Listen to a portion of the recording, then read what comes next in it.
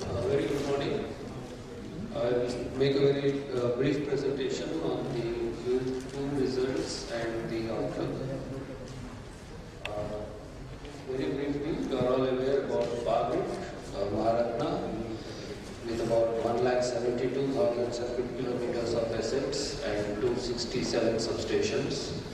Our interregional capacity is about 97,000. As you are aware, the country's interregional capacity is about 1,12,000 megawatt right now.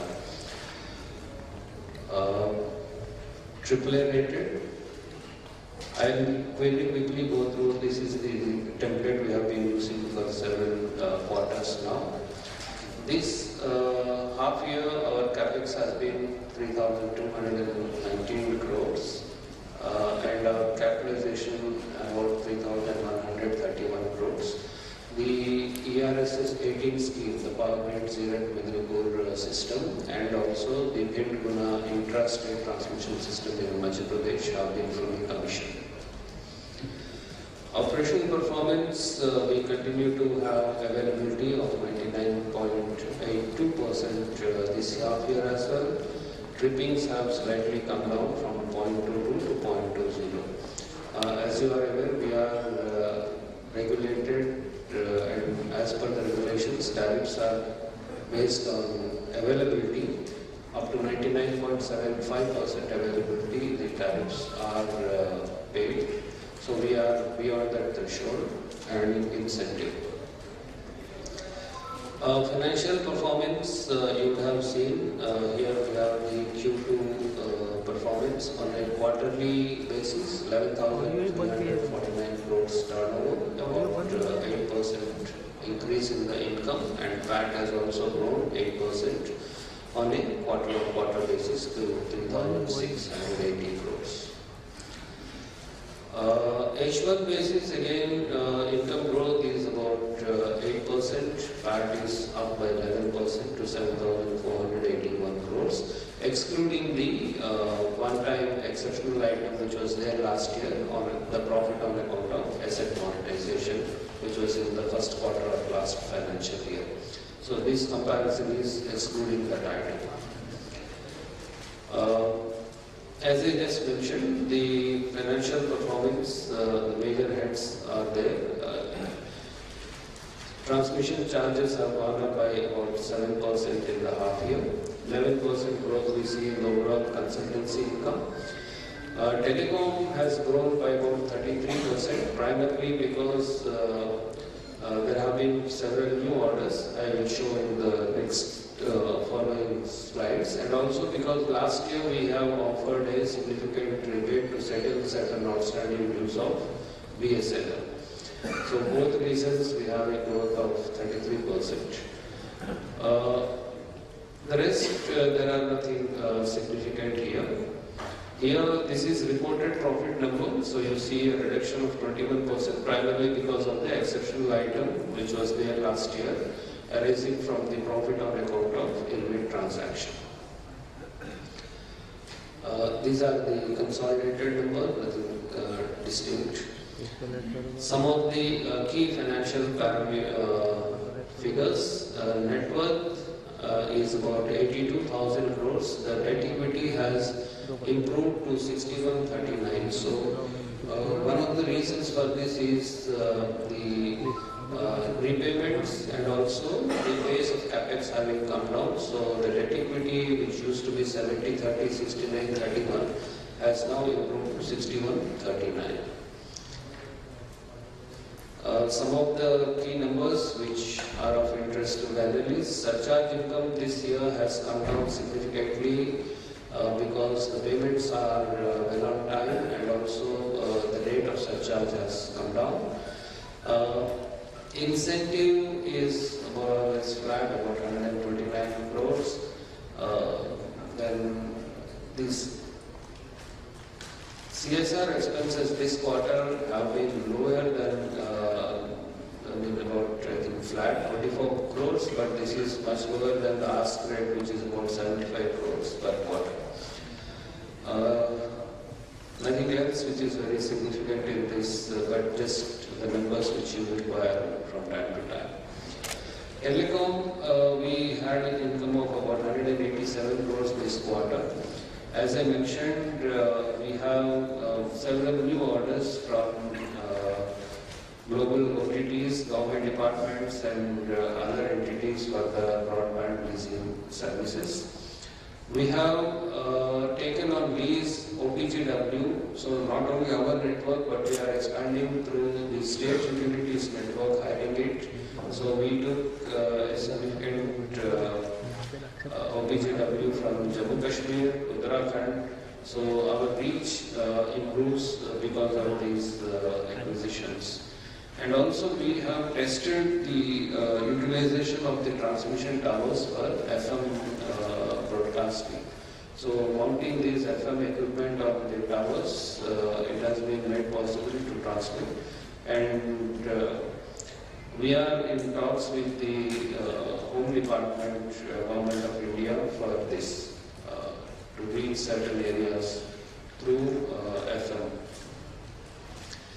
Consultancy income 117 crores this quarter has been slightly lower because our northeast works have peaked. But we have received several orders and also a new JV is being formed for the Nepal Electricity Authority for an Indian portion of Nepal, the New Butwal Gorakhpur link, the Indian portion. So this is about 400 odd crores of investment which will be made by this joint venture. We have a 50-50 joint venture that is incorporated and it will start functioning to build this line. Another development is the cooperation agreement with Africa 50 for investment in Tanzania, for a transmission network in Tanzania.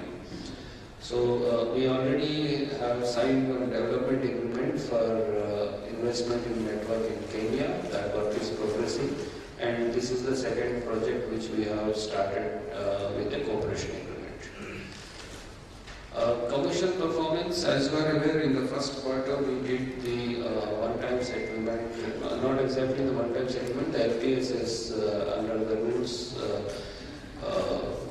Outstanding dues up to June 3rd have been kind of bundled and spread over installments. So our 2,400 crores has been settled through this mechanism. And after that, we have been receiving regularly the payments. The billed and due amounts are about 6,777 crores as of 30th September. Other related businesses which we are looking at, one is smart metering, where we have floated a tender for about 1 crore meters. Most of these will get installed in Gujarat, where we have signed MOUs with the utilities for about 67 lakh meters. The tendering is in progress, evaluation, so maybe by middle of December we should be through with this. And in the first quarter of the next calendar year, we should see the orders and execution to start. The other progress is in Nagda. We have taken action. We have bid out for 85 megawatt solar plant. It will be used for ourselves as well as sold out, and those bids are again to be opened shortly. Two TBCB projects have been acquired in this period. One is the Newage transmission system, and then there is the ER and ER transmission, which is two small works in the northeast and state of Bihar. In terms of our cyber security initiative, we have signed a long-term MOU with the Indian Institute of Science to set up POWERGRID Center of Excellence in Cyber Security to provide research facilities and do research in the area of cyber security for the grid. So it is a long-term commitment for 10 years. We will depute our people also, and there will be industry experts and research scholars studying various aspects of cyber security. We have signed an MOU with Odisha and MP Utilities for establishment of state transmission asset management systems. So these are inspired by the National Transmission Asset Management Center we have at Manesar, about 260 substations. So Odisha and MP want for themselves such centralized monitoring and operations center. So those we are undertaking consultancy and project management to set them up for that. Under CSR, recently, this one of the flagship schemes of POWERGRID is the Vishram Sadans for patients and patient attendants. We are making Vishram Sadans, so this one at Darbhanga at a cost of 16 crores has been inaugurated by our Honourable Minister. We also won a few awards in this time, Employee Excellence, then Power Transmission from Dividend Park Street, and then CSR works. We also have won several awards. Now turning briefly to the growth in the sector. As you are aware, we are now on the journey towards energy sustainability as well as energy security. So in that direction, we have a commitment of the government for 50% capacity to be from non-fossil sources by 2030. So it will require significant capacity addition, about I think 830 odd gigawatts by 2030, and the peak demand is expected in the rate of 340-330 gigawatts. So there is going to be a significant growth in the installed capacity, particularly in the renewable segment, and that would warrant investments in the ISTS, because the investment in the tariffs for ISTS are waived currently till 2025, and then there is still a lot of demand for to extend this period beyond 25 as well. Be that so, there is a need for interstate transmission, because the generation sources are usually Rajasthan and far off places where the demand is at different locations. So we will be seeing significant investment. About 1,40,000 crores is expected by 26-27, and similar number by 2030. So the growth in the transmission segment is going to be significant, and will pick up as the renewable projects are expected to come up and in line with the commitments we have made at various international fora. Currently, we have about 45,000 crores of capex. This year, our target is about 8,800 crores, similar to what we did last year. Next year, again, we expect to do the same number, but after that, in 24-25, we expect it to go up in excess of 12,000 to 12,500 crores. So that concludes my brief presentation, and the floor is now open for questions. Thank you.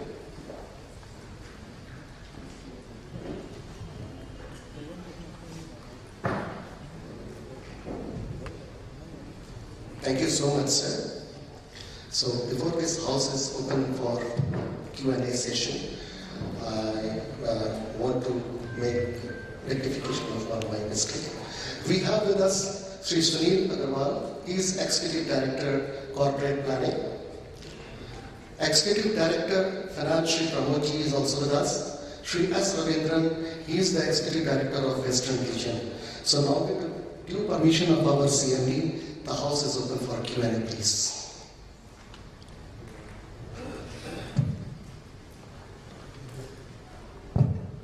Thank you for a presentation. I have two questions, one relating to the industry and one relating to the company. The question relating to the industry is that the biggest name in this whole power industry in India are the discoms. These, typically they are not, either improved efficiency or privatization, which is a long-term, time frame. Till that time, the only alternative is direct transfer of benefits by the government to the people who actually deserve it. Otherwise, you see that in most of the discounts, the percentage of theft, etc., and T&D losses are very high. So one, I require comment on that. What do you see as far as the power industry is concerned? And second, as far as the company is concerned, as you said, that additional capacity which is going to come, 50% is going to come from renewable sources. Now, renewable sources, energy, wind, and solar, they have low, PLFs. So when they have low PLFs, your transmission grid, because you have to evacuate the power from, the source to the end consumer. So your evacuation grid to the main grid, that investment, how will that be compensated in terms of tariff? Because if the PLF is low, then your capacity, which is a capex, is lying idle for 50% or 60% of the time. Thank you very much. Can you please identify yourself? Yeah, sorry. My name is Sharat Chandra. I am an investment advisor. Yeah, I'll just respond to your two questions. As regards the industry, right, it is true that the distribution segment is the big link.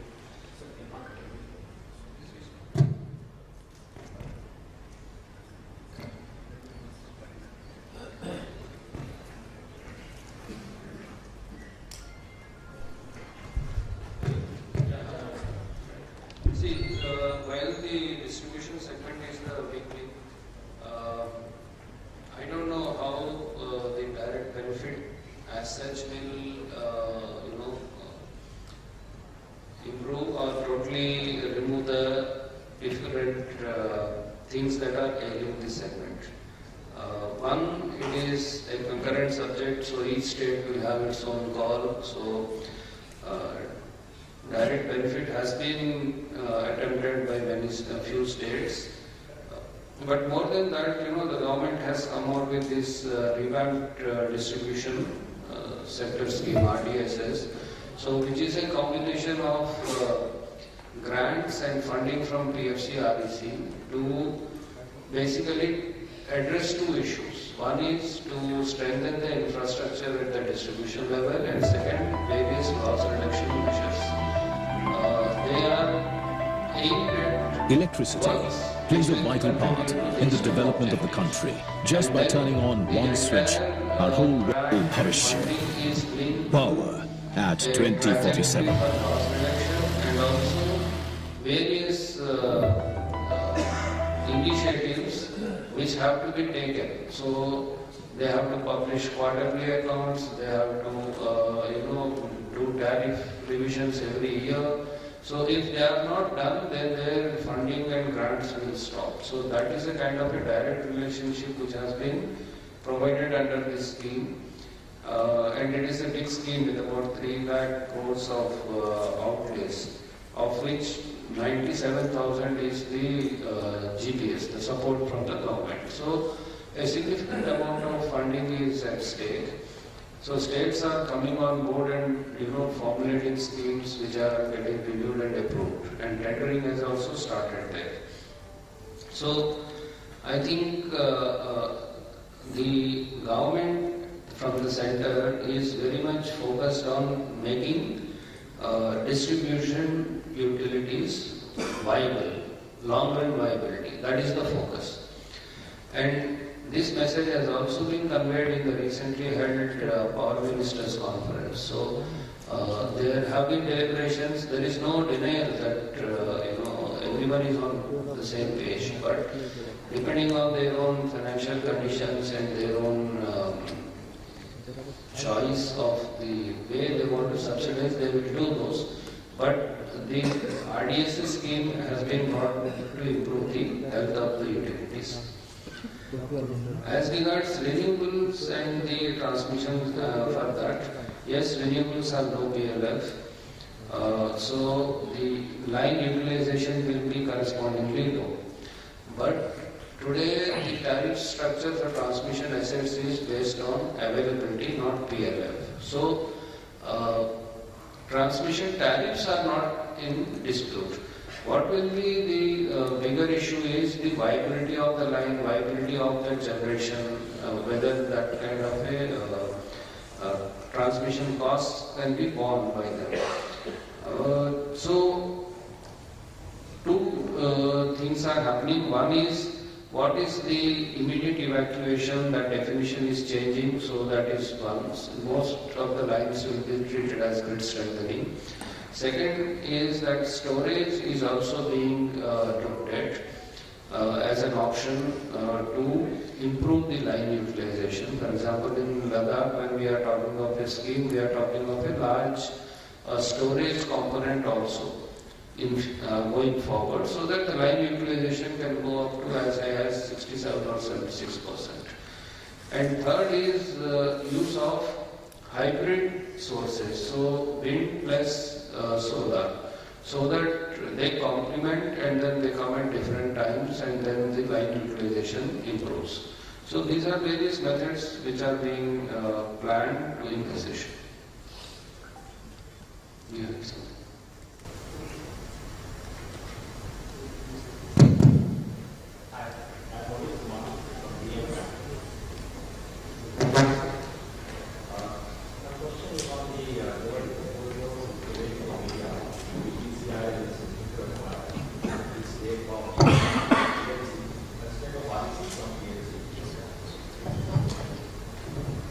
Can you please explain, is this still on the table or can we assume that it's completely out of picture now?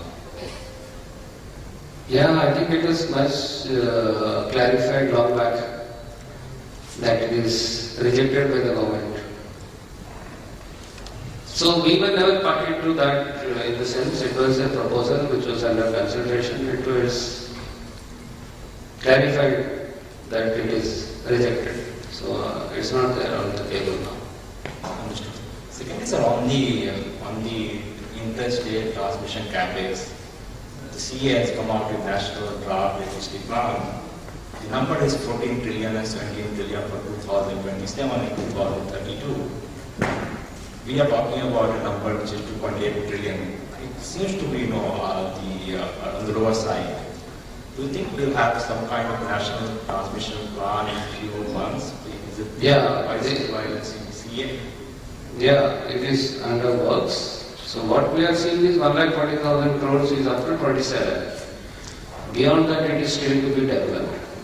So it is our estimate that we will require similar investment for up to 2030 generation. It is still under development. Various schemes are under discussion to optimize the investment in transmission. So we had spoken about the monetization. We had a target of 75 billion in the fiscal 23. Where are we right now? Do you think we are able to complete in the due course of time, or do you think it will get postponed to FY24? And does it mean that once this happens, the shareholders will get a special dividend? Sorry, I couldn't get you. Does it mean that whenever it happens, can we expect a special dividend? This year the target was 7,500, but last year we did more than the initial target. So this year's target we would like to it will be reduced. Second, there are still discussions around the timing and the quantum mode of monetization. So until those are resolved, it will take some time. As regards special dividend, yes, if there are premium realized out of monetization, we can consider. Last year we gave a special dividend, precisely because there was inflow of premium. So if there is, we will be open to it. Understood, sir. Thank you. Understood.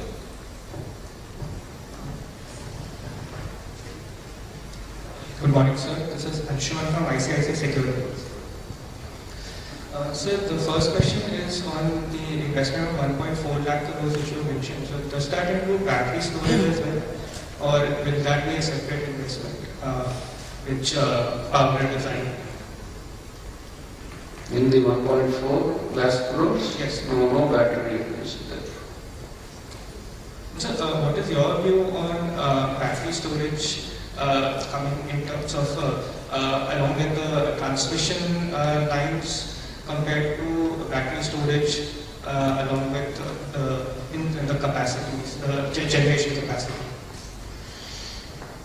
Battery storage is, coming, so far 2 tenders have come, major ones. Both have come as an independent storage service, one by SECI, and there the tariffs are still significantly higher. So that tender is yet to be finalized.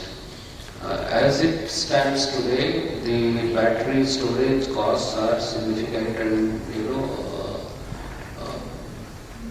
but the prognosis is that over time, again, the trajectory it will fall, there will be reduction, and there will be viability, and with battery, the utilization of the transmission system will go up. Therefore, as a total system cost of power, landed cost of power, it will be economical. So that is the basic argument, and that is on.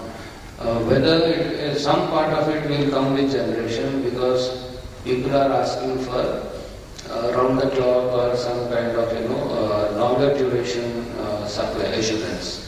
So those will definitely go with the generators. But the opportunity for transmission will be in the form of those who want storage as a service.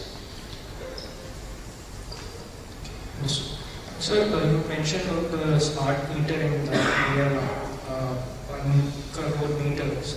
67 lakh is the number that you mentioned with Gujarat.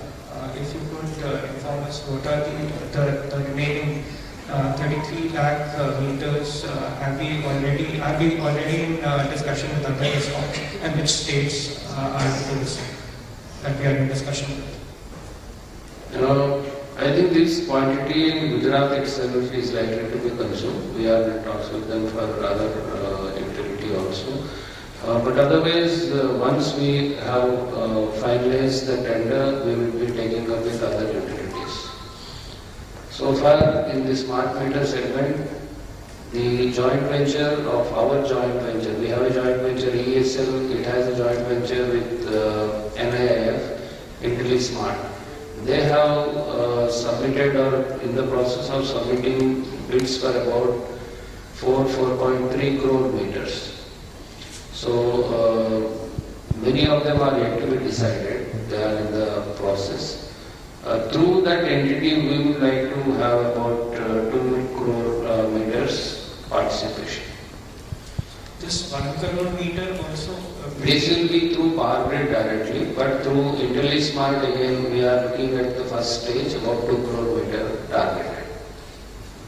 Understood. Thank you so much. Yeah. Hi sir, this is Akshat from ITI. Sir, if we look at our capex guidance for FY23 as well as FY24, we are saying we'll do roughly about 8,800 to 9,000 crores. Now, if we look at our cash flow generation, we are almost generating about 12,500 crores for first half. Annualized that will be around 26,000 crores. Our debt to equity is already come down to 61:39. So going ahead, what are we thinking on either deployment of this capital or on increased dividend payout? Because a lower debt to equity will significantly affect our return on equity ratios. So what's the view on dividend payout and cash flow deployment? One, I would like to clarify, a lower debt equity does not affect the returns, because the regulated tariff structure is such that over time the debt comes down, but equity remains constant. So it doesn't impact the returns. Second, we have been consistently increasing the payout. So we are not fussy about keeping cash. If we don't see significant investment opportunities, we will increase the dividend payout. Yeah. Hello. After this 25,000 crores, actually there is also debt servicing to be done. So as per the CERC norms, if you don't service the debt, whatever depreciation is collected, To that extent, if debt servicing doesn't happen, then you don't even earn interest on that. So depreciation is treated as deemed loan repayment. Okay, so it is better that whatever depreciation we get, about 10,000 crores, it is used for repayment. So, but the debt to equity further reducing, as per the current calculations of our regulated returns, we don't think that the return on equity would be impacted, at least in the medium term. Yeah, see, if you are aware of the tariff structure, you start with 70-30 debt equity, right? Till 12 years, the debt will get exhausted by nearly 66%. So it continuously comes down. Equity remains constant 30 till end of the life. So the decreasing debt equity does not impact the return on equity. Hi sir, I was early, this Tanmay and I am an individual investor in the company, and there was earlier a question on the asset monetization. I wanted to ask, like you mentioned that there are some modes of monetization which are still under discussion. So could you please elaborate on that? What are the modes of monetization? Is it related to the models? And the second question is on how do you look at the monetization in InvIT versus any private players? Could you please throw some light on that as well? What is the second part, sir? What are you looking at the vehicles of monetization, like the InvIT route or monetization to any private players? If you could throw some light on that. Yeah, these are the questions which are yet to be resolved, because models of monetization, one is the InvIT route, and second, we have already sponsored one PG InvIT. So whether we should put new assets only into that, or there are competing InvITs which compete with PG InvIT which also want to participate. So do we invite bids or do we? So those issues are to be resolved. And then even whether should we do a monetization or should we do a securitization, that is also one option. So one of our sister PSUs has done that. So whether that is an option, we are evaluating. So these are things which are still under discussion, not yet finalized. Sure, sir. Thank you, sir. And any expected timelines on the same, or tentative timelines? Tentative timelines are, this year we, as per NFP, we have to do about, by the end of this year, 15,000 crores. So we have done nearly 8,300 crores. This year we were to do about 6,600 crores. So let us see. We still have about 5 months to go if we can do that in this current fiscal. But given the improving debt equity ratio, we are not under any stress to look for resources. Sure. Thank you, sir. So this is Rohit Natarajan from Stockmarket. So my question is more to do with the lay project. When are we planning to start the capex? From the capex numbers that you gave, it seems that you're looking at maybe FY25 probably is the time when you start. If you could give some color on it, that would be. Right now, we have invited bids for study. There are two types of study which are required. One is the system study and the other is the engineering study for the equipment, particularly because of the altitude and geographical conditions, and also because of at lay there is no generation or no significant demand. So the grid there is considered to be a weak grid.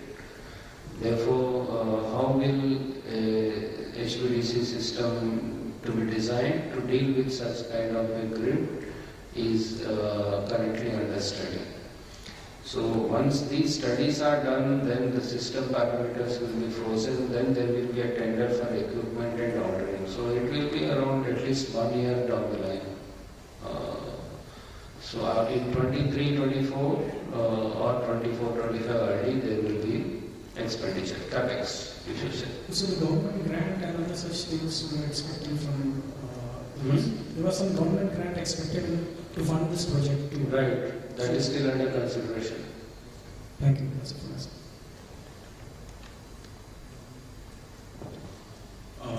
Hi sir, this is Nikhil Abhyangkar from DAM Capital. So I've got a couple of questions. So our receivables have increased to 146 billion in September 20 as compared to 91 billion. So any specific reason for it? I think part of it is because of classification issue. The unbilled is also now part of the sundry debtors. So that is one reason. Huh? Yeah. So unbilled is also now part of that. Previously it used to be in other financial assets also. Okay. And so the bidding activity has been low in H1. So any specific reason for it, and when you expect it to pick up? One of our private competitors mentioned that there is an immediate opportunity of 280 billion, and most of it is stuck only because of the GIB issue. So any details on it? That is partly true. Due to GIB, some amount of transmission projects have been deferred. So as I understand, the bid process coordinators are going to the Supreme Court appointed committee to get the clearance. See, to get clearance from that committee for the route and overhead lines. So if they run the bid and then the winner goes and gets it, then it delays the process. That committee typically we have seen takes about 3 to 4 months to get the clearance. So rather than do that, the bid process coordinators have been I think asked to go and get the clearance and then float the tender. So that accounts for that delay. So any timeline as to when you expect it to pick up? I think in another 3 months or 2-3 months it should be there. Sure, sir. Thanks, sir. Good. Thank you. Hi, sir. Anuj Upadhyay from HDFC Securities, sir. Sir, any update on the Khavda transmission projects? I mean, any near-term bids which is likely to come up? The first one, I believe, had gone to the other party. So, any update on the second and third bids? And secondly, could you just quantify any near-term bidding opportunity, the size, probably for the current fiscal and next year? That would be helpful. Sorry, I couldn't get the second part. It's not clear. Can you please repeat? Any near-term bidding size or opportunity, sir? Any near-term bidding? One is the several projects in Rajasthan which will come up after the Supreme Court committee clears. And Khavda also there are I think second part 2 and all which are expected to come up shortly. Could you quantify, sir, the size of the one? Khavda 1 project is already done, and the further 2 or 3 projects are maybe coming after 6 months or so. Could you just quantify, sir, for both the Rajasthan and the Khavda? About 24,000 crores is what is expected. Both together, sir? Yeah, together. Various schemes, Khavda as well as other systems.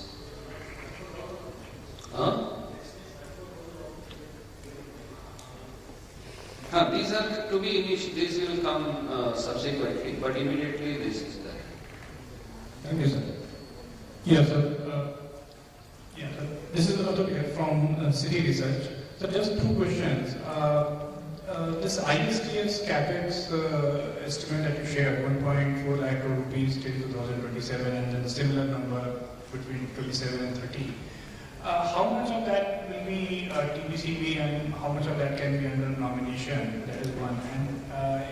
And what can be your market share in that? So any color on that, and then one other. A significant part of it will be through TBCB. Much of it. Okay.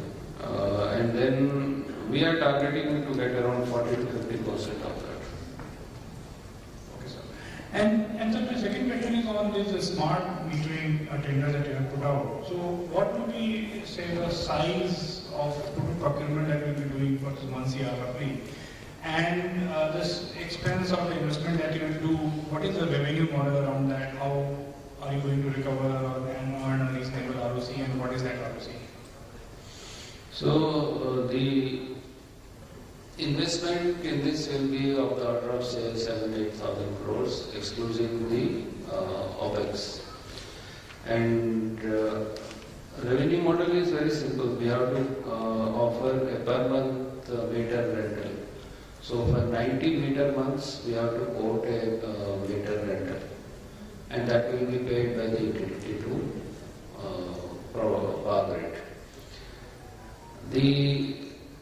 These 1 crore meters are under the nomination route, so there are general broad guidelines for the tariff determination through competitive bidding route for the capital cost and operations. After that, there is certain project management charges, and then the WACC will be somewhere around 10%. So it is not in terms of ROE, but it is in terms of WACC. So we have to optimize on the cost of debt and see what kind of returns it will yield. So sir, just to understand it, so once you say supply it to the Gujarat Discoms, they take it from you and then they install it at the No, we have to install, we have to maintain them for 90 meter months. Okay, so essentially it is as labor or as operationally intensive as a typical distribution work where you personnel have to go door to door and install it and make sure that everything is working fine. Do you have bandwidth for doing all of that? And so we will engage agencies to do that. So we don't have to send our people to do it, but then we will have to have teams to supervise that, and there will be agencies who are equipped to do this work.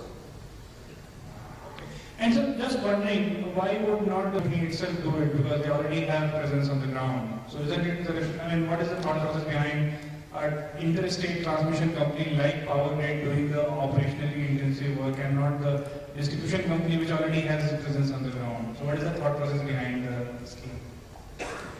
One is the availability of capital, and like we also do the transmission, what we do, and get a annuity kind of revenue. So here also it is similar. That is one. And second, to design the system and to bid out in large number, that economies will come if we do it. Okay, thank you. Hi sir, Girish from Morgan Stanley. So first question was around the long-term opportunity of 2.8 trillion. Is it possible to kind of just understand the breakup of how much of it will be conventional versus green? And a clarification around that was the Green Energy Corridor project. Part of that is also that a part of this subsumed into this scheme. Conventional will be very limited because new capacities in conventional are not significant expected. Okay, maybe most of it is RE only. Which green energy corridor which we are talking? The one we already built it, or the one? No, that is not part of it. The second one was around monetization. So just a clarification here that the regulated projects, have we received all the approvals now or are in place in terms of moving the regulated projects also for monetization via the InvIT route? No, regulatory assets, what do you want us to do? Do you want us to do regulatory assets also? No, I'm asking you, I mean, earlier there was this disallowance, right? Only the TBC. There was never a disallowance or ban on regulatory assets. There was never such prohibition. By the very structure we have, the TBCB are in separate SPVs, so to move them to the InvIT is easy. Regulatory assets are sitting on the main balance sheet, so you have to carve them out and then do transfer. So that is more complex and there will be leakages. So we don't want to do that as a preferred option. So final question was around battery storage. So, I mean, is there a thought process that you could float to the government that you become the storage operator for the grid, for some of the solar parks, etc.? No. It's not envisaged. Okay, thank you. Battery will be, as per the government guidelines also, anyone is free to set up a battery storage system and operate. It is delicensed, it is not transmission, it is not distribution, it is not generation, so there is no kind of restriction. It can be offered by any of the providers, or it can be offered even by independent battery storage service facility providers. Yes, sir. Again, Atul here from Citi. So, sir, just on this opportunity to monetize even the regulated tariff projects.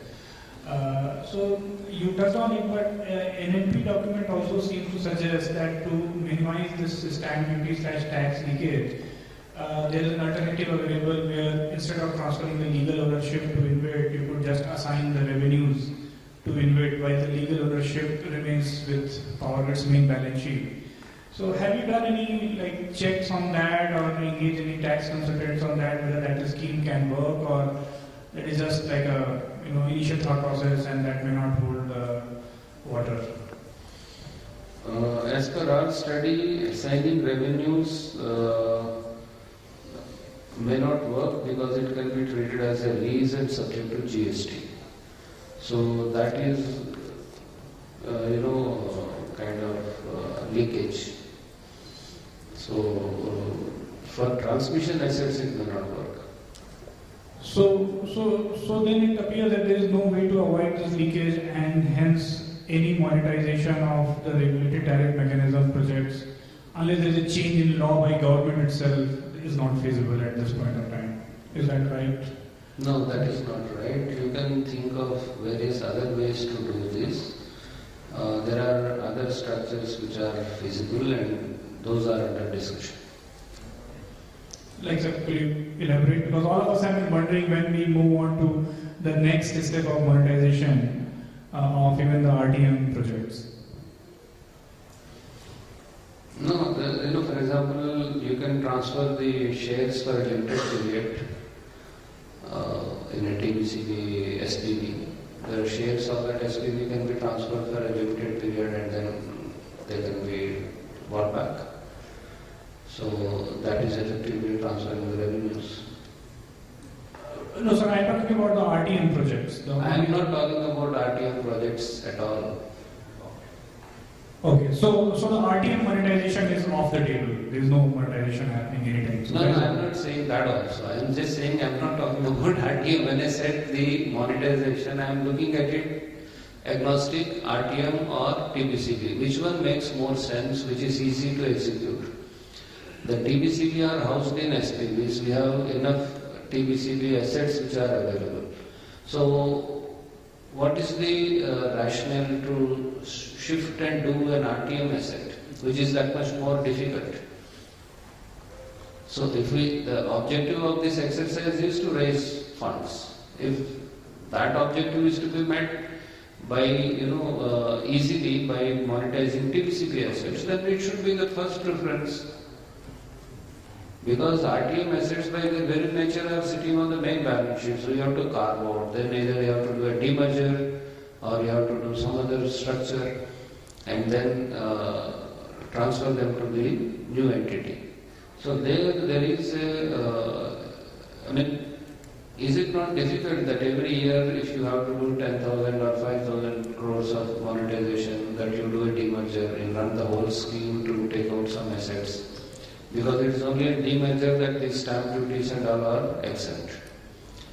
So to us it looks very complicated. Okay, sir. Thank you.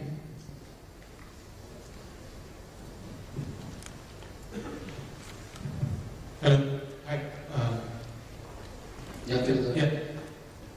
This is Puneet from HSBC. My first question is on the Leh Ladakh project. Has that project taken off? When is it expected to start work? Studies are, undergoing. We are doing studies for the system, as I just mentioned. So it is yet to take off. It will, I think, at least a year away. A year away. Before you put in the first capex. Before we do the first capex. FY 24 or 25 you would want to work with? Late 24. On your smart metering project, you mentioned WACC of 10%. Essentially, 10% post-tax return on capital employed, or should we look at 3 times? I think it should be 10% to the utility. 10% to the utility. Yeah, post-tax on the capital employed. On the total capital employed. Capital employed. And do you get the same sort of benefit that you enjoy in terms of tripartite with the distribution companies, or does the distribution risk actually now is taking their advantage?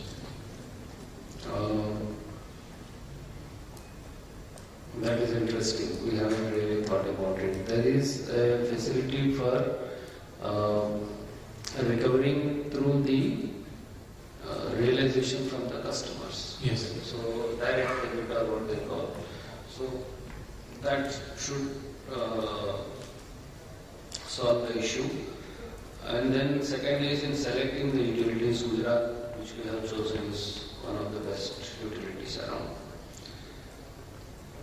And third is, to read the fine print of the tripartite agreement, because if it is on our balance sheet, it will not, it may be recoverable, but it is unlikely we will do it through our subsidiary. Subsidiary dues are not covered in that. I have to check that. Okay, great. That's all from us. Thank you.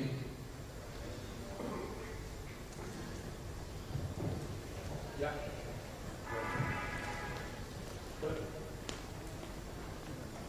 Sir, Ramesh Kodwani from Nifty. You gave considerable importance to smart metering. That is, the way we look at it is T&D losses will come down substantially with the installation of smart meters. So my question was, sir, to what extent, if you, like you are taking Gujarat as a model state, so if we install in the entire state of Gujarat these smart meters, to what extent are we looking forward to reduce the T&D losses in percentage, or will it be eliminated completely? There are two aspects of these losses. They are called aggregate technical and commercial losses. So the commercial losses are an euphemism for billing leakages or collection leakages. So those will be eliminated because of the smart meters. If you have prepaid smart meters, definitely there is no question of non-collection or non-billing. Okay. As far as technical losses, there will be technical losses which are unavoidable. They are inherent. So that extent you cannot avoid some amount of technical losses. When power flows through the distribution network, there will be losses. Besides this, the smart metering will give you more benefits. It will also give you the benefit of, determining your tariffs according to the time. So time of the day tariffs, then peak shaving, then you can do demand side management. You can incentivize people to switch on some loads at different times where you have low cost power. Do more analytics on the data which is generated by the smart meters. So there are many benefits. It's not just a reduction in T&D losses. Yeah, exactly. Because once there is a considerable T&D loss aversion, I was thinking, why not the cost per unit to the consumer can be reduced? Yeah, but then that cost per unit to the consumer will reduce when all these attendant benefits come. Correct. Absolutely. That is the idea of that smart metering, not just to reduce T&D losses. Yes, exactly. And sir, how much is approximately the cost of a single smart meter? It depends on single phase, three phase. I think different types of meters, there are different costs. But if we talk of a simple household single phase meter, maybe around 7,000 7,500 rupees. And say for an industrial unit? I can't answer. Okay. Maybe few lakhs. Okay. But again, it depends on the size. Thank you. Thank you very much.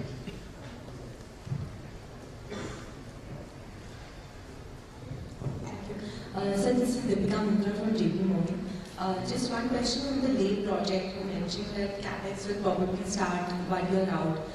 Just in terms of how the project will start generating revenue, is it going to be towards end of life of project or whilst in parts as it gets, some portions get ready? It will be typically,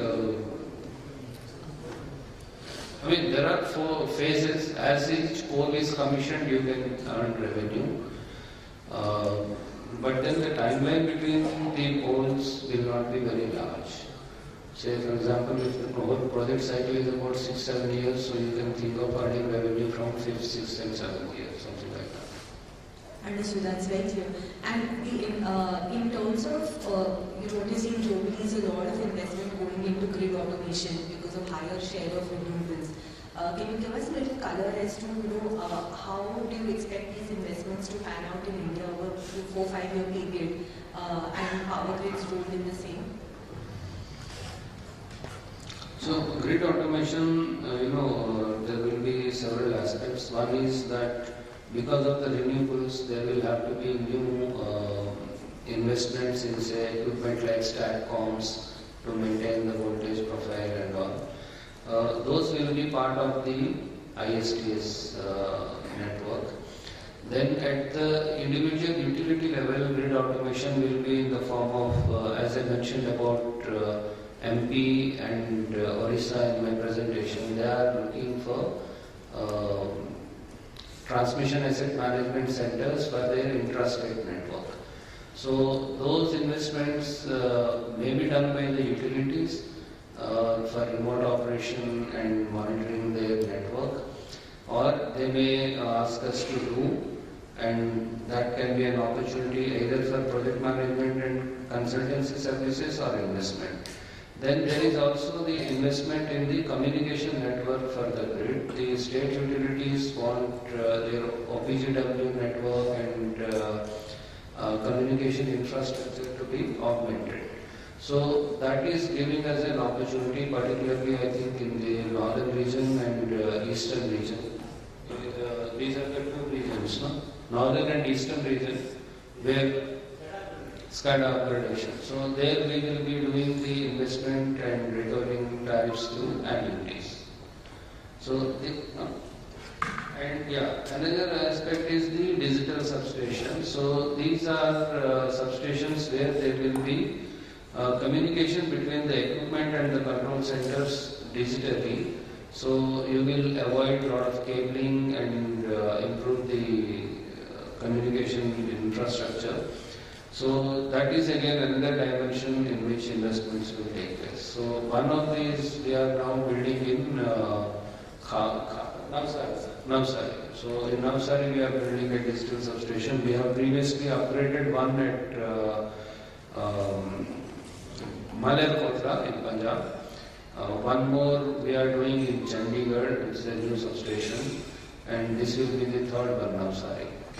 So these are some of the dimensions on which digital grid automation investments will kick in.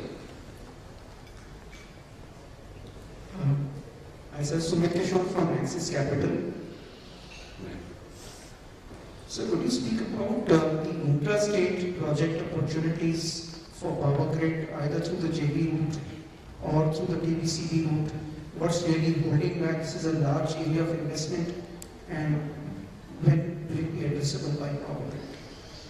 Yeah, the intrastate segment is rather slow. Many opportunities have come. We have built so far 2 systems, Guna wind Guna system and 2 others are under construction, Meerut, Singauli and Rampur, Sambal. But these are not very, as frequent or as regular as we thought they would be. So, couple of developments. Each state is now required to do what is called as resource adequacy study and plan for their capacities in the future, and accordingly also give their requisition for the general network access, the intrastate system. So I think there will be more systematic planning for the intrastate transmission, which will throw up these opportunities. Right now, because of their conservative investment approach, they are not building the network, and some of the states like Tamil Nadu and all, they are building on their own. So Odisha, Tamil Nadu, they are making their own investment, so they are not bringing them to the TBCB or joint venture route. Joint venture route, except in Bihar, we have not been successful elsewhere. They have not been very forthcoming. So states like UP, Rajasthan, MP, they are going for TBCB route. So JB hasn't really taken off, though we have approached, but there is some amount of reluctance. Over the last 1 year, whatever TBCB wins you have had, could you qualitatively give us some color on the equity IRR profile of those wins and how they compare with the early portfolio assets, for instance, which you transfer to the early transferred assets are, what you can say, they are much richer. Now it is not so. So would it be fair to say that the IRR here will be in the range of 11 to 12%? Yeah. My last question is on the tax rate. In the first half of the year and even in 2Q, the standalone tax rate appears to be in the range of about 10% odd. So is there any specific reason which is depressing tax rate versus earlier periods, and what is the recurring tax rate going forward?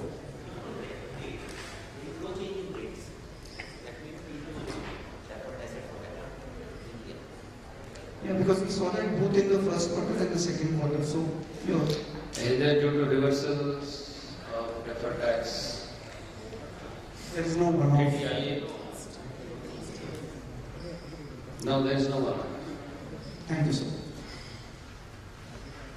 Relatively, our tax assessments and all are fairly straightforward. We are quite up to date on this.